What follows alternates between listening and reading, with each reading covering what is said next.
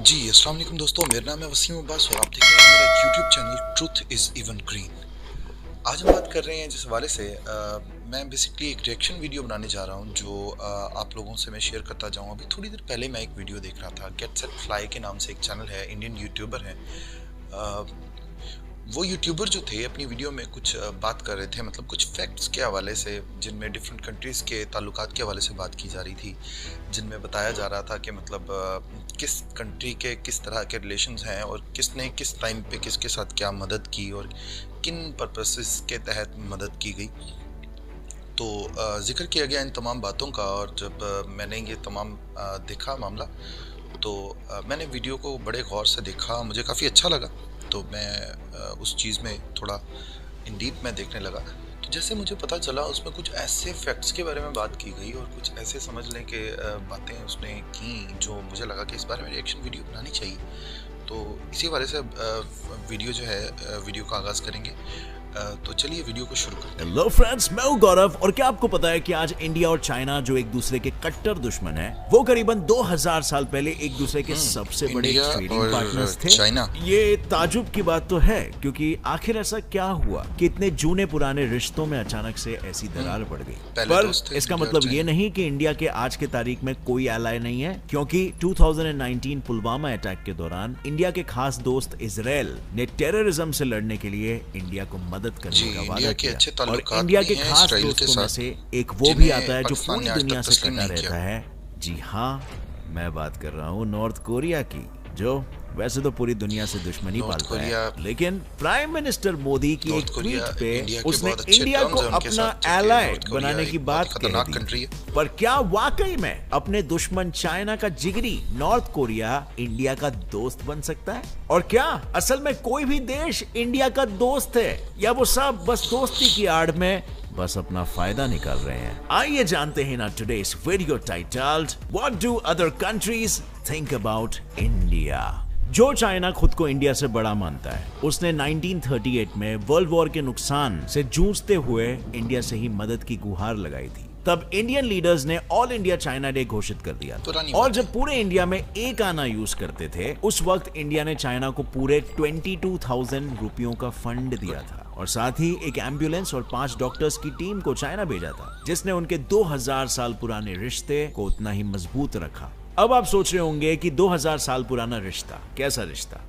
तभी ट्रेडिंग का सबसे बड़ा और मशहूर सिल्क रूट इंडिया और चाइना से होकर ही गुजरता था, जिस वजह से दोनों देशों का आपस में काफी ट्रेड होता था। और इसी रिश्ते को बरकरार रखते हुए 2004 में इंडिया चाइना ने 7000 करोड़ का ट्रेड कर खुद का ही बेंचमार्क तोड़ दिया था, जिसके बाद इस प्रॉफिट को और बढ़ाने 2005 में उन्होंने strategic and cooperative partnership for peace and prosperity sign किया था। अब यहां तक तो चीजें अच्छी चल रही थी, लेकिन अचानक 2017 में इनकी इस दोस्ती में दरार आने लगी, क्योंकि 2017 में जब चाइना सड़क बनाने के बहाने जबरदस्ती भूटान के डोकलाम बॉर्डर में घुस गया था, तब इंडियन आर्मी ने ऑपरेशन ज्यूनिपर चलाया, जिस वजह से चाइना को मजबूर होकर अपनी सेना को वापस बुलाना पड़ा था। और उसी वक्त चाइना के करंट अफेयर कमेंटर ने यह कहा कि इंडिया को इग्नोर और अंडर एस्टिमेट करके चाइना ने बड़ी गलती कर दी है। ठीक ऐसा ही एक स्टेटमेंट उसके फॉरेन एनालिस्ट ने भी उसी साल इंडिया के लॉन्ग रेंज बैलिस्टिक मिसाइल अग्नि 4 के सक्सेसफुल टेस्ट कंप्लीशन के बाद भी दिया था। हालांकि दोनों देशों के संबंध ज्यादा खराब तब हुए जब कोविड-19 के वक्त गैलवान वैली पे इनके बीच मिलिट्री कॉन्फ्लिक्ट हुई, जिस वजह से इंडियन गवर्नमेंट ने सभी चाइनीज एप्स को बैन कर दिया था। और बैन का जवाब देते हुए चाइना ने अपने यहाँ सभी इंडियन मीडिया साइट्स को ब्लॉक कर दिया। लेकिन इससे पहले भी चाइना ने कभी इंडिया को आगे बढ़ने नहीं दिया है, क्योंकि ऐसा हो गया तो उसे 2 चीजों का नुकसान होगा। पहला, उसका वर्ल्ड्स मैन्युफैक्चरिंग हब का टाइटल छीन लिया जाएगा, क्योंकि उसके अनफेयर ट्रेड प्रैक्टिसेस की वजह से अब एप्पल, सैमसंग और टेस्ला जैसी बड़ी बड़ी कंपनियां एक एक करके इंडिया में शिफ्ट होने लगी। दूसरा, कि Indian economy fastest growing economies में से एक है, और FICCI के एस्टिमेशन के हिसाब से फिस्कल ईयर 2021-2022 में इंडिया की GDP 9.1% पे ग्रो होगी, जो कुछ ही सालों में कभी भी चाइना को पीछे छोड़ सकता है, जिसका बदला वो अपने वीटो पावर का इस्तेमाल कर, यानी जब जब इंडिया UN का परमानेंट मेंबर बनने की कोशिश करता है, तब चाइना हरदम उसके अगेंस्ट वोट करता है। और साथ ही वो हमेशा बॉर्डर पे कॉन्फ्लिक्ट शुरू रखता है, ताकि इंडिया उलझा रहे और उसकी ग्रोथ ना हो। Number 2, UK. जहां कभी अंग्रेज अत्याचार करके इंडिया से पैसे चुरा कर ले जाया करते थे, वहीं आज की तारीख में यानी 2019 में सिर्फ इंडियन कंपनीज ने ही यूके को 4 लाख करोड़ का प्रॉफिट करके दिया, जिसके कारण यूके की इकोनॉमी को काफी बूस्ट मिली है और आज इंडिया यूके का दूसरा सबसे बड़ा फॉरेन इन्वेस्टर है। इस रिश्ते को और मजबूत बनाने के लिए तो पीएम मोदी खुद यूके गए थे, लेकिन कितना भी हो जाए हम इतिहास को पूरी तरह से मिटा थोड़ी ना सकते हैं और इसीलिए तो आज इतने अच्छे संबंध होने के बावजूद भी इंडिया की ग्रोथ यूके की आंख का कांटा बनी हुई है, क्योंकि 2019 में नॉमिनल जीडीपी के मामले में इंडिया की इकोनॉमी फ्रांस और यूके को पीछे छोड़ 5th लार्जेस्ट इकोनॉमी बन चुकी थी। सिर्फ यही नहीं बल्कि यूके की लेबर पार्टी हरदम इंडियन मैटर्स में पड़ते रहती है और इंडिया को क्रिटिसाइज करती रहती है। totally दुनिया के सामने वो इंडिया की काफी तारीफ करेगी। जो दोगलापन यही दर्शाता है कि यूके के खाने के दांत कुछ और दिखाने के दांत कुछ और है। पर यूके के दोगले स्वभाव का कारण है उसका सुपीरियॉरिटी कॉम्प्लेक्स कि जिस देश पर उसने 200 साल से भी ज्यादा राज किया वो बस 70 सालों में उससे इतना आगे कैसे निकल सकता है। और यूके की इसी सुपीरियॉरिटी कॉम्प्लेक्स का सबूत 2016 का ये सर्वे रिपोर्ट बताता है, जिसके मुताबिक 43% यूके सिटीजन्स को आज भी यही लगता है कि उनका कॉलोनियल कल्चर यानी दूसरे देशों पर राज करना सही था और ये उनके लिए गर्व की बात थी। और अगर उनकी आइडियोलॉजी कॉलोनियलिज्म ही है तो क्यों दुनिया के सामने डेमोक्रेटिक देश बनने का ढोंग करते हैं। उनका दूसरा एक ढोंग तो ये भी है कि खुद को इंडिया का एलाय बताने के बाद भी यूके इंडिया से ही भागे हुए सभी बड़े बड़े स्कैमर्स को पनाह देता है और जब इंडिया उन स्कैमर्स को लौटा देने के लिए कहता है तब चोरों के लिए ह्यूमन राइट्स का नाम लेकर वो अपील डिनाई कर दी जाती है। लेकिन बात तो कुछ ऐसी है ना कि यूएस के मांगने पर क्यों अमेरिकन क्रिमिनल्स को तुरंत हैंडओवर कर देता है, पर यूके ये सब खुलेआम नहीं करता क्योंकि वो अच्छे से जानता है कि उसके लगभग 1 लाख लोगों को रोजगार सिर्फ इंडियन कंपनीज की वजह से ही मिल रहा है और सिर्फ कंपनीज ही नहीं बल्कि इंटरनेशनल स्टूडेंट्स भी यूके के रेवेन्यू में 2 लाख करोड़ कंट्रीब्यूट करते हैं, जिसमें सबसे ज्यादा इंडियंस ही होते हैं। और ऐसे में यूके दोगलापन दिखाने के अलावा और कुछ कर भी तो नहीं सकता। It's a game of national interest, right. Number 3, Israel. इस स्टेटमेंट ने खुद ही ये बयान कर दिया है कि इजराइल इंडिया के कितने करीब है, क्योंकि आमतौर पे ज्यादातर इंडिया के उन कंट्रीज के साथ ताल्लुकात हैं जिन कंट्रीज वहीं इजराइल के पीएम ने ही इंडिया को अपना खास दोस्त बताया और साथ ही पुलवामा अटैक्स के बाद उन्होंने डंके की चोट पर इंडिया का साथ देने की बात की थी। वैसे तो आज इन दोनों देशों के बीच इकोनॉमिक, मिलिट्री और स्ट्रेटेजिक रिलेशनशिप काफी स्ट्रांग है, लेकिन इन दोनों के बीच के संबंध काफी पुराने हैं। दरअसल जब पूरी दुनिया में ज्यूज को पर्सिक्यूट किया जा रहा था तब इंडिया ही एक ऐसा देश था जिसने इजराइल के ज्यूइश लोगों को पनाह दी थी,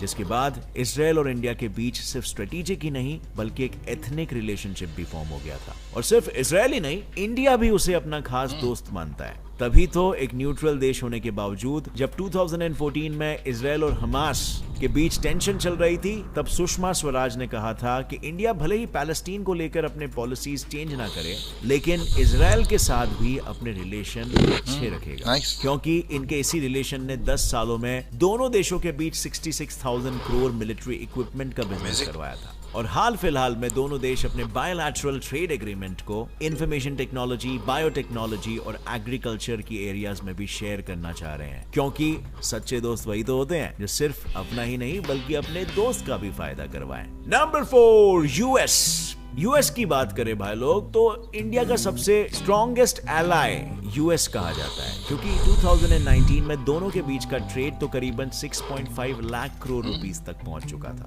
लेकिन हमारी बॉलीवुड फिल्में भी उनके लिए पैसे कमाने का एक मेन स्ट्रीम बन चुकी है। लिटरली वहां फिल्मों के रिलीज के पहले हफ्ते में ही सेल्स 50 करोड़ रुपए बॉलीवुड का एक नाम है। लेकिन यूएस भी शायद इंडिया का एलाय बनने का सिर्फ ढोंग करता है। Relationship between India and the United States has never been stronger, has never been better. क्योंकि 2020 में जब इंडिया में लोग कोविड से बुरी तरह से जूझ रहे थे तब इंडिया खुद वैक्सीन तो बना ही रही थी, लेकिन जो रॉ मटेरियल्स यूएस से आ रहे थे उन्होंने उसका एक्सपोर्ट तक रोक दिया था। यूएस के एलाय बनने का ढोंग का दूसरा एग्जाम्पल है 1971 की इंडो पाकिस्तान जंग, जहां रशिया इंडिया को मिलिट्री और पॉलिटिकली सपोर्ट कर रहा था। वहीं यूएस ने उस वक्त के सबसे बड़े एयरक्राफ्ट कैरियर यूएसएस एंटरप्राइज को अपने टास्क फोर्स 74 के साथ बे ऑफ बंगाल में पाकिस्तान की मदद के लिए भेज दिया था, जिसमें 25 assault helicopters, 200 marine officers, 3 missiles और ये सब कुछ था। अगर करंट सिनेरियो भी देखे तो 2019-2020 तक यूएस ही पाकिस्तान का टॉप डोनर था। तो अब सवाल ये है कि इंडिया के खिलाफ इस डुअलिटी से यूएस का आखिर क्या फायदा होता है? वेल, उसका फायदा तो बिल्कुल ऑब्वियस है, पैसा।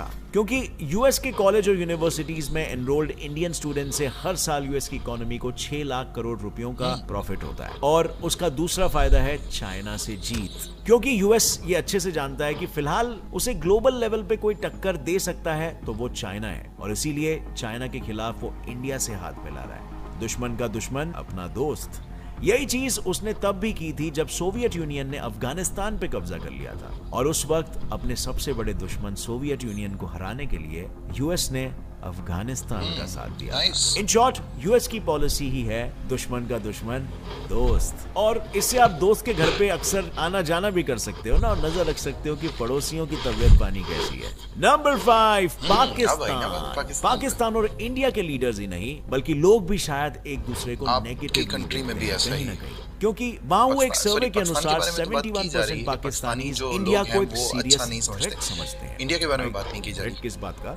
इंडिया न्यूक्लियर बॉम्ब फोड़ रहा है या इंडिया टेररिस्ट को भेज रहा है दुनिया भर में? और क्यों ना समझेंगे? वेल, समझ सकते हैं कि पाकिस्तानियों को ऐसा क्यों लग रहा है, क्योंकि जब उनकी स्कूल की किताबें ही उन्हें ये सब कुछ झूठा पढ़ाती है बचपन से, जैसे कि इंडिया पहले पाकिस्तान का हिस्सा हुआ करता था and not the other way around, या ये कि इंडिया में सूफी संतों ने इस्लाम को मुगल्स के आने से पहले ही फैलाने की शुरुआत कर दी थी, जबकि उनके पास इस बात का कोई सबूत भी नहीं है। और सच तो यह है कि सूफी संत कभी किसी को कन्वर्ट कराने पाकिस्तान से कुछ ज्यादा ही लेगेसी रखते हैं। खैर, ये तो पाकिस्तानियों की सोच की बस एक वीडियोस इन्होंने, पर वो इंडिया के बारे में और क्या क्या सोचते हैं और क्या क्या मन घड़त कहानियां बनाते हैं, ये डिटेल में जानने के लिए आप ऊपर आई बटन पे क्लिक कर सकते हो। पूरी वीडियो में ये बयान किया है। तो कैसी लगी आपको आज की ये वीडियो? और मैं कहना ये चाहता हूँ, ये पूरी वीडियो देखने के बाद मेरा जो कहने का मकसद है वो ये है।